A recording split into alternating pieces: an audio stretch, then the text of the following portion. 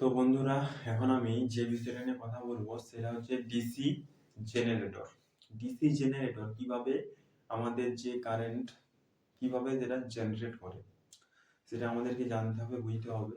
দেখো, DC generator ওর ভিতরে দুটো পোলস থাকে বা চারটে পোলস থাকে, যেরকম জেনারেটর, ঠিক আছে, সেখানে যেরকম আমাদের ভোল্টেজ জেনারেট হয়।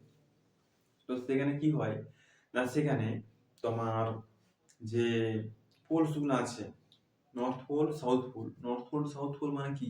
ম্যাগনেট, ঠিক আছে। তো ম্যাগনেটের একটা পোলকে বলছে নর্থ পোল, একটাকে সাউথ পোল বলছে। তোমরা ম্যাগনেট জানো, ম্যাগনেট মানে কি? চুম্বক। তো এই চুম্বক তোমার ওই ট্রান্সফরমার ভিতরে এরকম একটা গোল থাকে, ঠিক আছে। চার সাইডে চারটা তোমার থাকে, ম্যাগনেট থাকে। মানে উপরে যদি জেনারেটর কি হয়? গোল হয়, ঠিক আছে, গোলে একটা লম্বা হয়, হয়তো। এবারে দেখো, তোমার উপরে যদি নর্থ পোল থাকে, নিচে সাউথ পোল থাকবে। আর এই সাইড যদি নর্থ পোল থাকে, এই সাইডে যদি নর্থ পোল থাকে, এই সাইডে থাকবে সাউথ পোল, ঠিক আছে। মানে এক সাইডে নর্থ থাকলে উপর সাইডে তোমার সাউথ থাকবে, ঠিক আছে। তো ওখানে কি হয়, কিভাবে আমাদের কারেন্ট জেনারেট হয় বা ইএমএফ জেনারেট হয়? ইএমএফ মানে হচ্ছে ইলেকট্রোমোটিভ ফোর্স। তো এখানে ইএমএফটা কিভাবে জেনারেট হয়? ওখানে ইএমএফ জেনারেট হয় তোমার যে কন্ডাক্টর, রোটেটিং কন্ডাক্টরকে ঘুরিয়ে ওখানে ইএমএফ জেনারেট করা হয়। ম্যাগনেটিক দুটো পোলের মধ্যে কি থাকে? ম্যাগনেটিক ফ্লাক্স থাকে। তো মানে ম্যাগনেটিক ফ্লাক্সটা কখন হবে? যখন নর্থ পোল এবং সাউথ পোল কাছাকাছি নিয়ে আসবে, তখনই ম্যাগনেটিক লাইন্স তৈরি হবে, ঠিক আছে। আর ম্যাগনেটিক লাইন্স একটাকে বলা হচ্ছে ম্যাগনেটিক লাইন্স। আর যখন একগুচ্ছ থাকবে তখন এটাকে বলা হচ্ছে ম্যাগনেটিক ফ্লাক্স। বোঝা গেছে? তো ওই ম্যাগনেটিক ফ্লাক্সের মধ্যে যখন আমি একটা রোটেটিং কন্ডাক্টরকে নিয়ে আসবো, তখন ওইটা যখন রোটেট করবে, তখন ওই রোটেটিং কন্ডাক্টরটার মধ্যে ইএমএফ জেনারেট হবে, ঠিক আছে। অ্যাকচুয়ালি ওই আর্মেচারের উপরে আমাদের ওই কয়েলটা পাক দেওয়া থাকে, ঠিক আছে। কি হয় না, ওখানে ওই রোটেটিং কন্ডাক্টরটা যখন আমাদের ঘুরে, তখন ওই রোটেটিং কন্ডাক্টরটার মধ্যে আমাদের ইএমএফ জেনারেট হয়, যেটাকে বলা হচ্ছে ইলেকট্রোমোটিভ ফোর্স। এবারে ওই ফ্লাক্স গুলা যখনই কাট করবে, তখনই ওখানে ইএমএফ জেনারেট হয়। ফ্লাক্স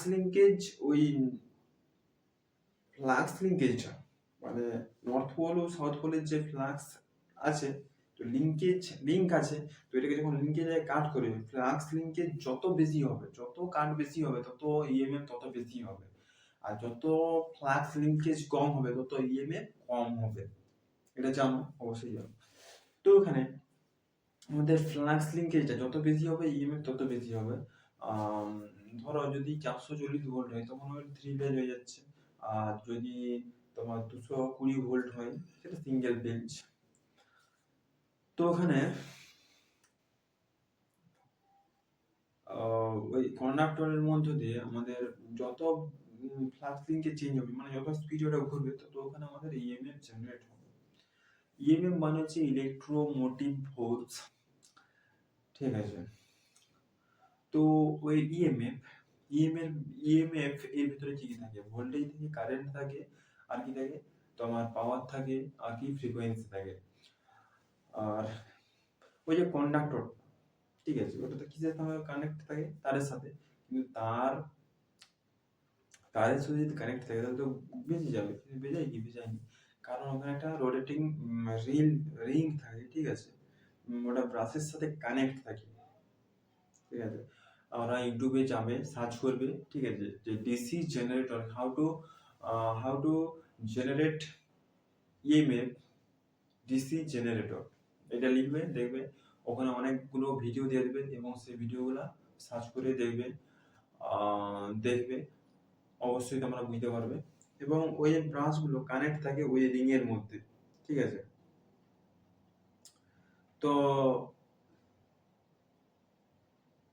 দুটো রিং থাকে, একটা একটা তোমার ব্রাশটা একদিকে থেকে থাকে, আর দুটো ব্রাশ থাকে।